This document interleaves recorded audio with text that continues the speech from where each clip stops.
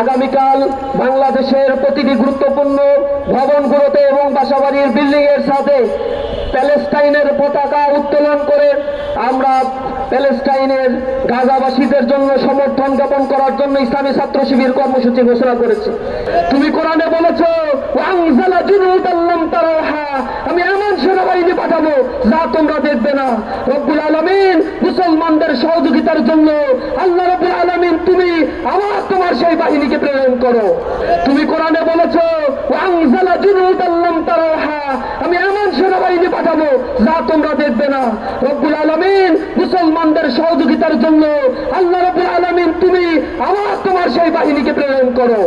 প্রিয় ভাইরা, আমরা উদ্বেগের সাথে লক্ষ্য করছি, আমরা যখন এই কর্মসূচিগুলো পালন করে পৃথিবীতে বিভিন্নভাবে প্রেশার ক্রিয়েট করার জন্য আমরা চেষ্টা করছি, তখন বাংলাদেশে বিচ্ছিন্ন কিছু জায়গায় কিছু ভাইদেরকে আমরা দেখতে পাচ্ছি দোকান পাটে হামলা করে লুটপাট করছে। এগুলো কখনোই আমরা কামনা করি না। এ সকল হীন কর্মকাণ্ড থেকে সকলকে বিরত থাকার জন্য আহ্বান জানাই।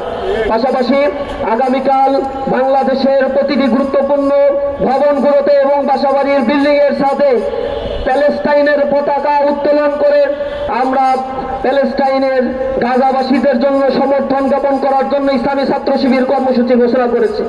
এরপর দিন আমরা বাংলাদেশে অবস্থিত দূতাবাসগুলোতে স্মারকলিপি প্রদান করব। তাদের কাছে আমরা আহ্বান জানাবো প্যালেস্টাইনের মানুষের পাশে দাঁড়ানোর জন্য।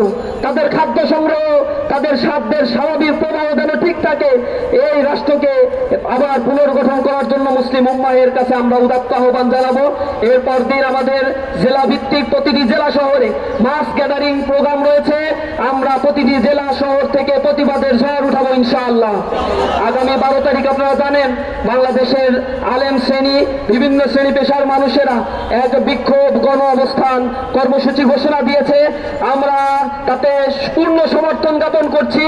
আমরা এক ঐতিহাসিক জমায়েত করতে যাচ্ছি বাংলাদেশে।